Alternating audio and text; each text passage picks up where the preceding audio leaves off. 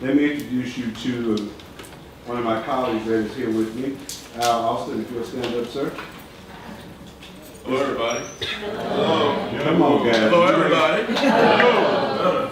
Y'all been in class all day, right? So y'all tired? I'm standing between y'all and going to get your food. Oh, you already got your food. All right, so everybody good. Mr. Austin actually, in addition to being my colleague, is a former city council member from Charlotte, and is actually also currently serving as our HBCU outreach director for the Department of Transportation. So I'll talk a little bit more about him in a minute. So let me tell you a little bit about me. See in the programs, you guys got a sheet where you're gonna rate me when this is over with. So can you tell me what I can do to make sure that that's good? Keep talking, talk fast. Tell jokes. Give me cry.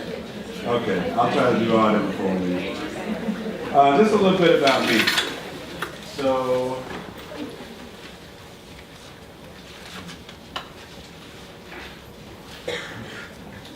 let's just do that.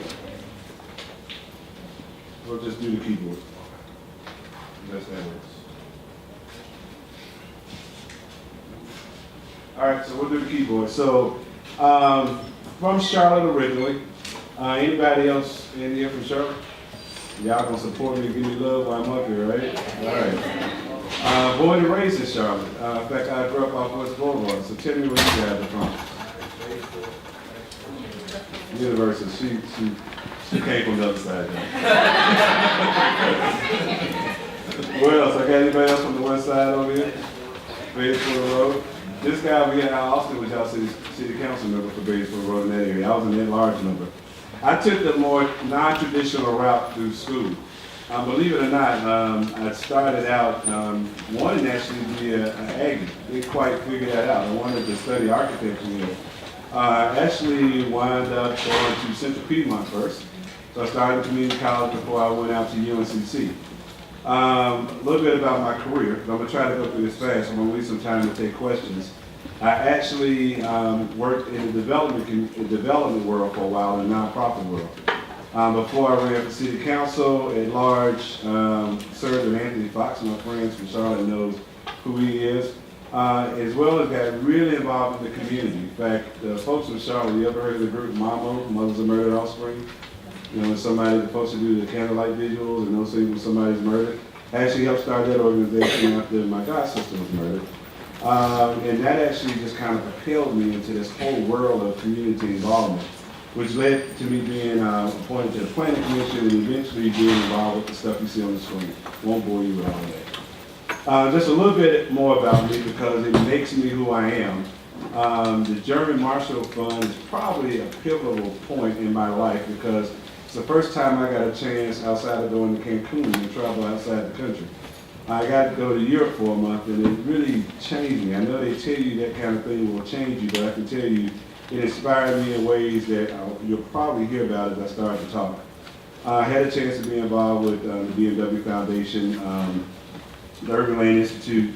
You heard that I had a chance to go work for the Federal Highway Administration, and that was because the former mayor of Charlotte, you guys know who Anthony Fox is? Come on, guys. Nod at me, talk to me, say something. He was the mayor of Charlotte and went on to become the Secretary of Transportation under Secretary Obama. And I got a chance to go work for the Highway Administration while he was there. That was really fun. You guys remember the concert, the BET concert at the White House? I was there. It was a lot of fun. So let me talk to you before I go, and let me find out who I'm talking to real quick. So, freshmen, raise your hand. Sophomores, the majority. Juniors, seniors. Okay, that's a nice spread. Folks from North Carolina, majority. Okay, folks from up north. New York, right? Always New York. Always New York. Folks from out west. Midwest. All right. So what about people from small towns here in North Carolina? Big town. I'm sorry, the South. This is the South. He wants me to go further down. All right, so it's 3 of y'all from Georgia. All right. I'm joking. My daughter's actually a junior at Spelman, so I'm nothing against Georgia. And then majors. So just shout out your majors. Public relations. Anything not in this building, anything that's not a business major. Food and nutrition. My daughter's doing public health. Anybody else? I just want to know who I'm talking to. All right, and then the thing that probably matters the most, if you wear pink and green, raise your hand. Well, we got no AKA Deltas. No Deltas yet. Purple and gold in this room yet. Wow. Okay, you guys just okay. Oh, you guys just can't talk about it. Okay. Is that what it is? Are we going through that right now? Okay, let's keep going. Maybe I wasn't supposed to ask about that. I just wanted to know who I was talking to. When you guys are thinking about purple and gold, I guess you can see who I am from the screen. All right, so what am I responsible for? I am essentially responsible for everything that in the state that is not highway related. And you would ask yourself what that is. And that's on the screen. So if you've ever taken Amtrak to go home, that service that goes between Charlotte and Raleigh is something that I'm in charge of. If you're talking about the money that goes to the public transportation services across the state, CATS, PART, whatever it is across the state, I'm in charge of the money that does that. If you think about aviation, if you think about the big airports and the small airports and the money that goes to them, that's passed through us from the federal government, I'm in charge of that. Anybody from the coast of North Carolina ever been on one of our ferries? The ferry system, which is the second largest ferry system in the country, outside of Washington State, I'm in charge of that. And if you see the investments that we make, we're putting bike lanes on streets and making sure the sidewalks are where they need to be, I'm in charge of that. In addition to that, I've been charged with the responsibilities of the Department of Motor Vehicles. Everybody has a license in here, right? Yes. Okay, so I'm in charge of that. We have something out east called Global Transport that I won't bore you with today, but hopefully as you are going into the transportation field, you'll learn more about that. When it comes to how we plan for long-range planning for transportation across the state, I'm charged with that. When it deals with civil rights, whether or not people are getting opportunities to actually do business with the Department of Transportation, whether or not people actually are treated right when they work for us, that part is my responsibility. HBCU outreach, which is a big deal to our governor, Roy Cooper, as well as Secretary Trogan. Under the last administration, we won't talk about that one, they actually did away with that whole effort. But one of the things they told me when I took this job is that they wanted to re-embrace the HBCU. So when you see your governor, say thank you. It means a lot to them. And then when it comes to logistics, especially your supply chains, folks, when it comes to the way that we move things around through freight and otherwise, I'm responsible for that as well. Just a little bit more about our HBCU outreach. The whole goal is to see how we can make sure that you guys know that you can do business with us if you go to school at HBCU. One of our biggest partners in this effort, of course, because you guys are the largest HBCU in the country, right, is with A&T. We actually have a great internship program that utilizes you guys. In fact, we just put up the advertisement for internships, so if you do this right, you should talk to that guy, see if we can, what are we picking? 15 an hour. 15 an hour and housing exclusive. $1,000 housing allowance. Has anybody done the internship with us before? Okay, well there's a table out front that you should go by before you leave. That process is open and it closes March 16th. So if you hadn't gotten an internship yet, I know my daughter's been hard at work looking for one, go sign up.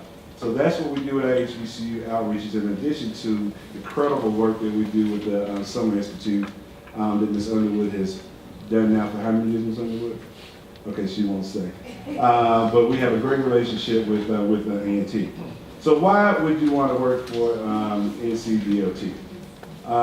First of all, it's rewarding. And I'm saying it's rewarding because it's not just kind of about how you get around. It actually is a lot more complex than that, as I'm sure you guys know. It has a lot to do with the way that the economy grows in the state, because if you can't get there, if you can't get it there, it doesn't really matter. If we didn't get the traffic right, if we didn't get the roads in the right place, if we don't have the right rail lines running, it doesn't matter. Why else? Because of the equity issue when it comes to transportation. One of the things that I had a lot of fun doing when I was at the national level is working with Secretary Fox to figure out how do we make sure that we deal with a lot of times inequities in how we invest in transportation. If you guys have ever heard people talk about how it is to live on the other side of the train track, back before we all could do what we do, back before the civil rights era, that was a real thing, and to be honest, it still is. If you look a lot of times where freeways have gone through communities, they've actually gone straight through minority communities and left them separated and unsafe and feeling unlike a place where people will invest. That's something that is a big deal and why I think you would want to be a part of what we're doing. And then the other big thing is facing challenges going forward and finding solutions. You know that the future of transportation is going to be all about how we use this technology that we're hearing about. How we deal with drones, how we deal with driverless cars, how do we deal with those things that will change the way that we get around. And then just some of the issues, just to frame kind of where we are in transportation for a few slides. The big thing that's going on right now with transportation is that we are running out of money to pay for it. As you guys, who has hybrid cars? Anybody have a car that's a hybrid? Well, you guys know that you're buying less gas. That's a good thing, right? Well, it's a bad thing for us because that means we're getting less money from that tax that's on every gallon that you buy. So essentially, we're running out of money because we have more efficient cars to pay for transportation. Matter of fact, just yesterday, our president actually proposed that we raise the gas tax to deal with some of those issues. Hey, not the, I said our president, I said it nice, I kept going. And it's also important because we have to find other ways to pay for things. So a lot of this conversations we hear around the country about tolls and how we start to charge people different ways to raise money is another one of those things that will define kind of what our needs will be. And in North Carolina right now, we have another problem. We're trying to spend down money. The other thing that's important is safety. Right now, we actually are 9th in population and size, but we're 4th when it comes to fatalities. And that's one of those things we got to do a better job of. A lot of that, to be honest with you, is driver behavior. So how does that change now when we have driverless cars? We're actually not sure how that's going to work out, but we know those are some of the challenges that we need to find help with. And this is kind of a slide that shows you kind of what the problem is. That gap is where we have to figure out how to find money to pay for those needs. What you also should know about your state is that we're growing faster than most states. We're 9th to 10th in size right now with population. And by 2040, they think we'll be number 8. So essentially, we're talking about putting 2 more million people on a road system that's already bogged down. So Secretary Trotman, my boss, has actually kind of told us that we need to, again, you guys, I'm framing this for you so you know where the opportunities are. He's actually told us to kind of work in these 8 big groups to try to figure out how do we get in front of some of the challenges I just told you about. And I'll just run through them. The first one is how do we get projects done quicker. Safety is one I've already told you about. How to deal with those how to deal with the traffic congestion that you see in the urban areas is another one, and making sure people can get to where opportunities are. The way that highways and facilities look is another one. How we finance the infrastructure we need. How we look at what the future of transportation as far as technology is dealing with. And then the other one is kind of the light blue one is the one that I'm spending a lot of time on, and that's how do we diversify our workforce? I mean, how do we make sure that we're recruiting people that actually want to be in the field that we need them in? That's why I'm here today. The issues moving forward. We actually don't have a lot of you guys that are going into transportation-related fields. A lot of people think that I'm only talking about engineering, and I'm not talking about just engineering. I mean, I'm talking about, if you're talking about real, hopefully your teachers have told you supply chain management majors that we need you. We need you when it comes to how things operate. We need you as far as how we finance it. We need you folks to help us with operations, and the little known fact is management's a big part of it, whether you're an engineer or not. Public transportation, a lot of that has to do with finance and how we're going to deal with the technologies of the future. Aviation, we actually have a shortage of pilots. I mean, once you guys finish whatever you're doing here at A&T, if you want to go become a pilot, you're going to always have a job because we don't have enough people going into that. Believe it or not, you guys that are in finance, that they're running the bigger planes instead of the smaller planes that used to be the regional planes because they don't have enough pilots to fly all of the fleet that they have. That's why our costs are going up. We need more pilots. Mechanics, people that know how to deal with grants. People that again know how to deal with technology.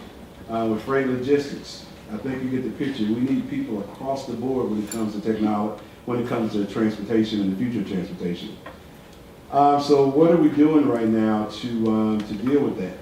We're dealing hard with recruitment. That's why Mr. Austin and his colleague have probably been to A&T's campus a good number of times with the information on that table, trying to make sure we're telling you guys we want you to come work for us. We're out saying to people that it's not just engineers, it's not just engineers, it's not just engineers. What did I just say? It's not just engineers. Because we want people to understand that there are other things that we need you to do when it comes to transportation. And again, as we continue to grow, you know, when it comes to research and development and what Ms. McBride is doing, Dr. McBride, we're dealing with all of these different research and development opportunities as well that present themselves when I'm sure she needs folks that can help with coding, folks that are thinking about what we can use drones for, how we can make money with drone technology. And so the bottom line, I think if you hadn't heard it already, is that when it comes to innovation, we need people that have innovative minds. And then we need majors, including the ones in this room. So just a little bit, you're accounting and finance guys. We have a budget that's $4.7 billion. That's how much we spend on transportation every year. Did you guys hear me? Everybody's sleeping. $4.7 billion. That is wrong. See, I need somebody to help me with my slides. Actually, my public affairs office did this. Who is public relations? She told me. Public relations? You were the public relations manager? Yes, ma'am. So I'm just saying, they saw a mistake on here. My public relations office is the one that put this together, so there's a job right there that we may have. Yeah, I know, that was pretty hard. But when it comes to spending that much money every year, you can imagine the number of people that we need to help with that. I mean, accounting, finance, so you know, the way that money is spent, keeping up with it, I mean, you know, that's a big deal if you hadn't thought about working for it. And when it comes to how we do projects, when it comes to the economics of it, when we talk about how land use works around it, there are a lot of fields that can help with that. Just the innovative financing industry alone, this just shows you a slide of what the potential is if you guys get involved with transportation. When it comes to management, we have about 10,000 people that work for us. Who are my management majors again? When it comes to management, there is not enough managers coming in our doors to help us understand how to motivate people, how to find out what those things are when it comes to HR to make sure that we're recruiting people, that we have the newest and greatest benefit packages. We have several hundred offices across the state. Somebody has to make sure that they're monitoring the real estate and dealing with the management of the properties. And this just shows you kind of what our network is. This is showing you the overlay of kind of where the opportunities are, where our offices are. Supply chain management, I think it probably speaks for itself, kind of where those opportunities are. But again, that's again something outside of engineering that could be a lot of help for us. So now we get to the part that you probably are used to hearing people talk about. Let's talk about kind of what I will leave with you and what got me to this point. So what is Davidism? The world according to me. My children know all about this one. That was a joke. That was a chance for y'all to laugh. So I want to talk a little bit about kind of going forward, the things that I think have been part of making sure that I've gotten where I am today. Because it's also seeing yourself in this one. That's one of the reasons why I think it's important for me to come and tell you that I started out in community college. I started out on the west side of Charlotte, which for you guys, the folks on Batesford Road know that West Boulevard is like 2 lanes down from even Batesford Road's issues. and how I got out of there and then how I'm able to stand before you today. I can tell you a lot of things that I did wrong. I mean, I can tell you a lot of them. I did it at your age, actually. But I can tell you also some of the things that I think that have gotten me to this point. So I'm going to go through just a couple of those things, if you will, and then I'll wrap up and let you guys take some, give me some questions. The first thing I'll tell you is, you know, I hate people that stand up in front of classes and try to tell you, you know, the 3 C's are doing this and the 4 B's are doing that.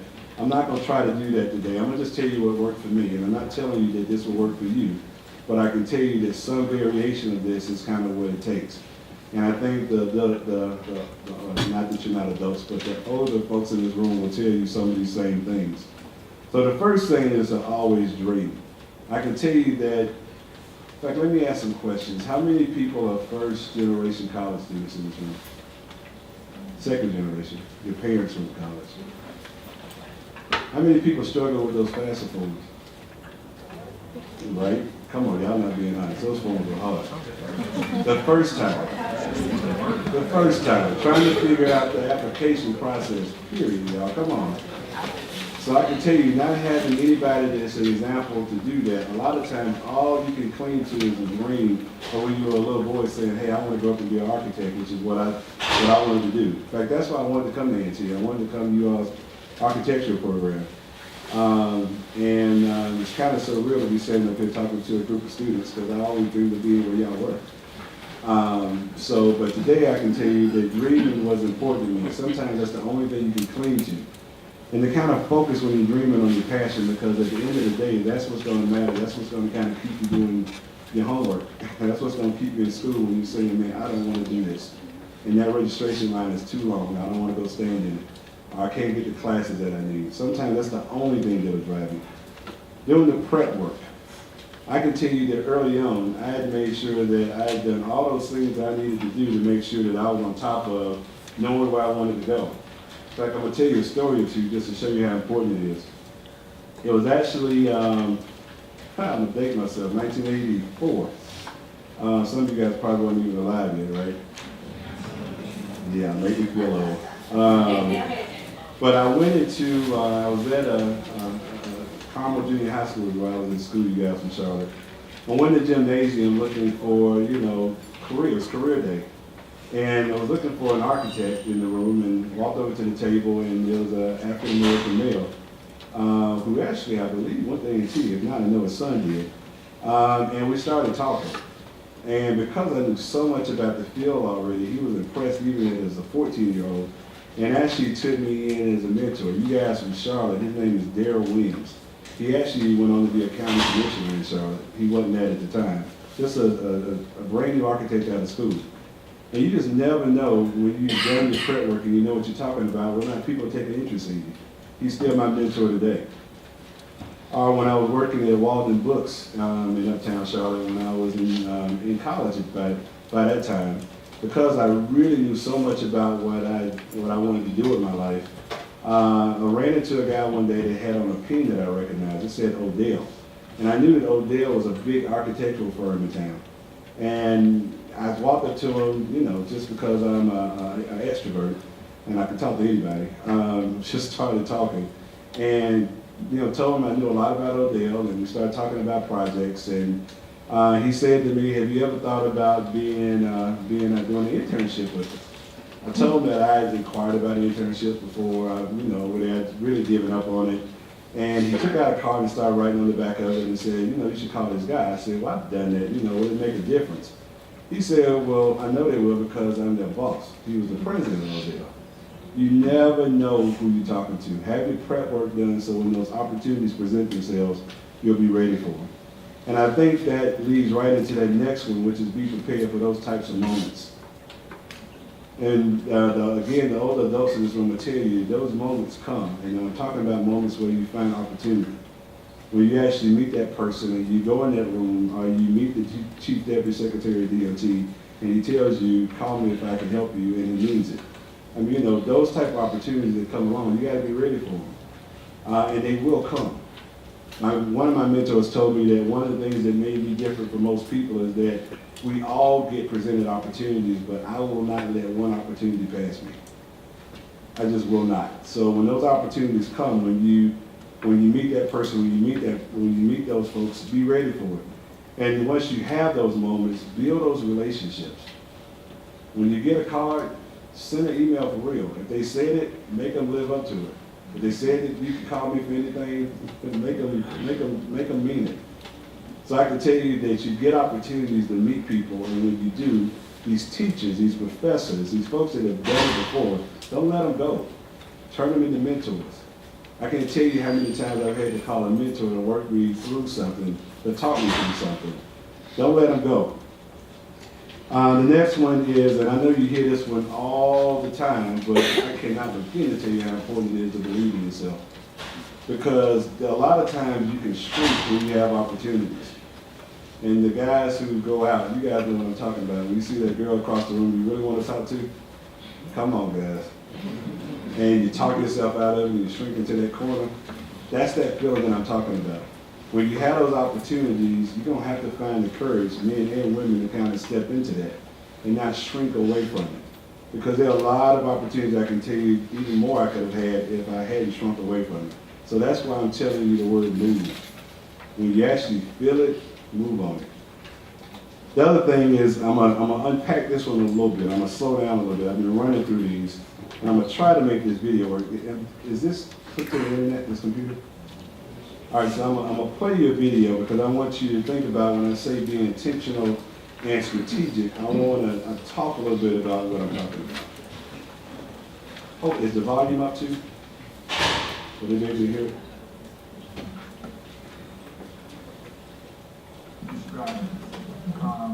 And Danielle, for example, when we first came to Los Angeles, I said, you know, I want to be the big for me. I figured I would just keep acting and doing it. And then what Danielle said, okay, well, if that's the case, what's the plan? And he got the top 10 films of all time. And looked at the top 10 films of all time, and he's carrying the top 10 films. All right, let's stop right there. So I'm going to tell you what he just talked about. In fact, I'm going to ask you some questions first. He just said the top 10 films. Let's talk about what those are. Tell me what you think the top 10 films are. Scream them out. Scream them out. Star Wars is on that list. Friday is not on that list. Medea is not on that list. Rush Hour is not on that list. It's not. It's not. Technically on that list. Avatar is on that list. Raging Bull is not on that list. All right, so let me stop you. So if you think about Star Wars, E.T., if you think about Men in Black, if you think about those movies, start to tell me what you see as something in common with all those.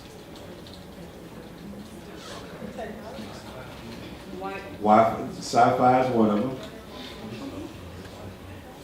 All right, so I'm gonna turn this back on and try to listen to what he's saying. What essentially he's saying is that he decided that he told his friend, that's his friend in the corner, JL.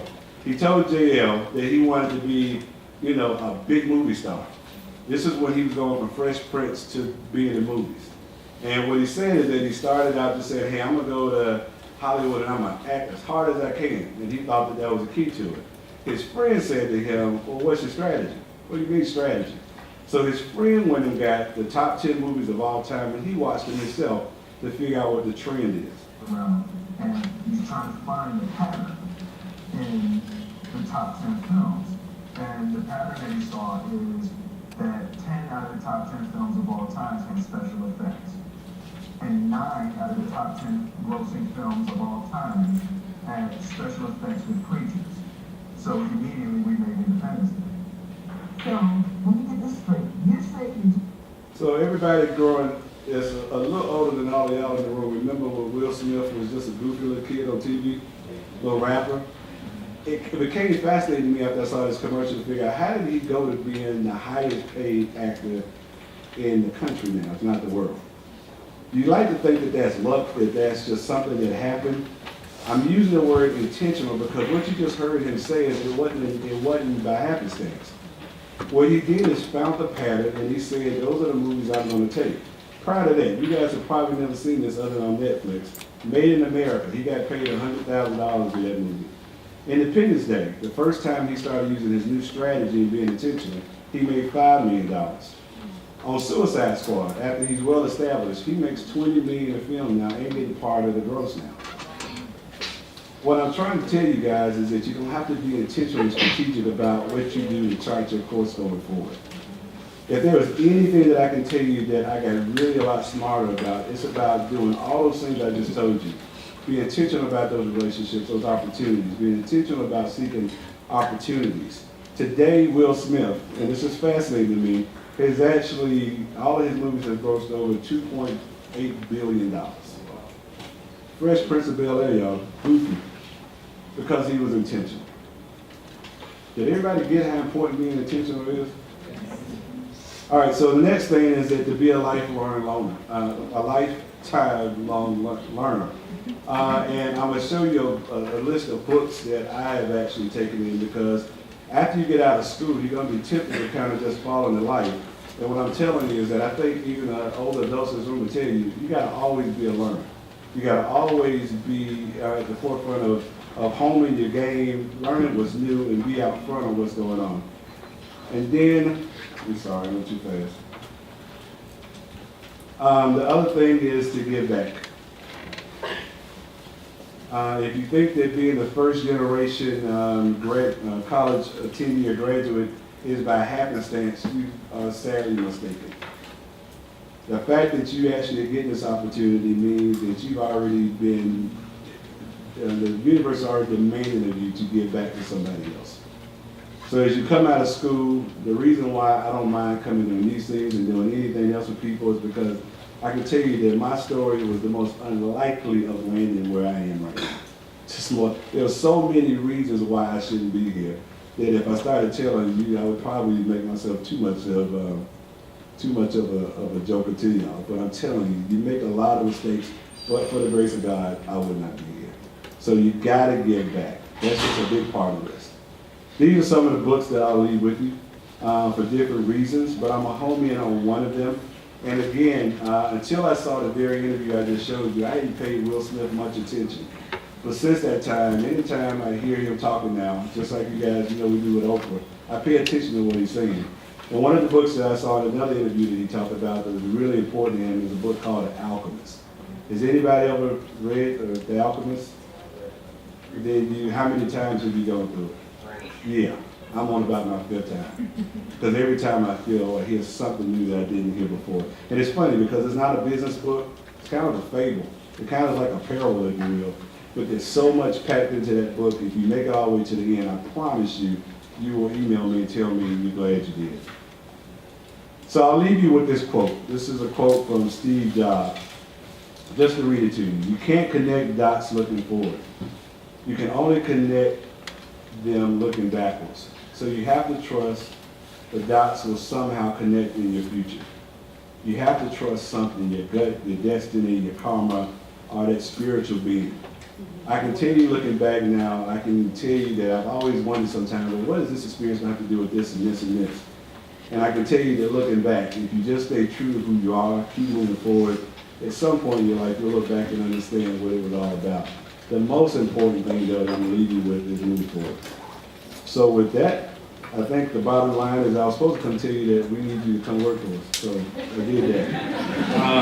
And then on top of that, I just wanted to kind of tell you some of the things that have gotten me to where I am today. And I did all that in 30 minutes. So I got time to take questions if you guys have any.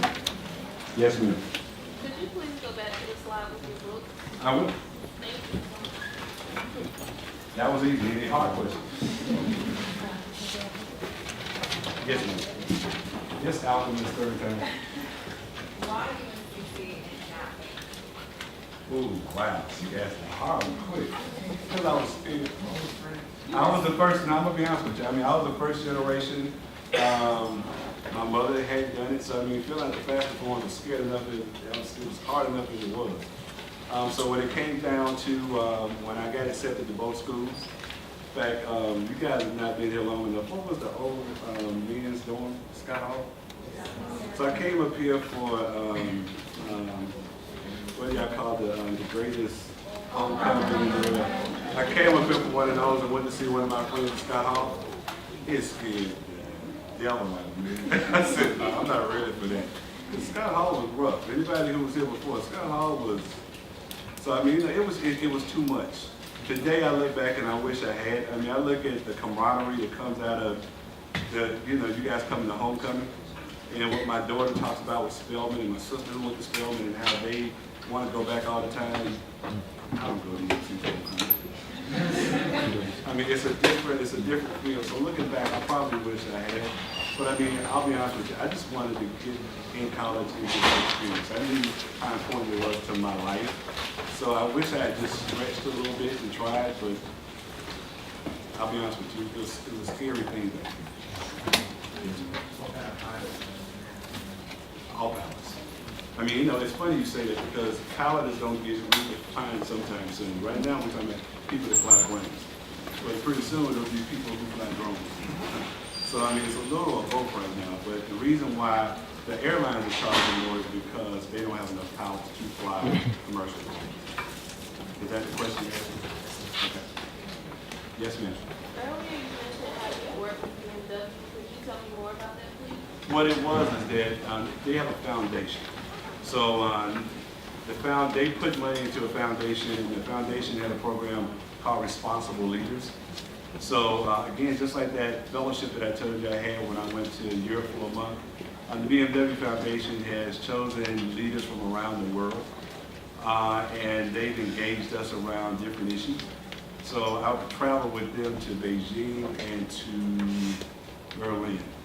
But it's the foundation, not the car company. So essentially the foundation and the car company have nothing to do with each other. They give money to the foundation. They're a little different than America.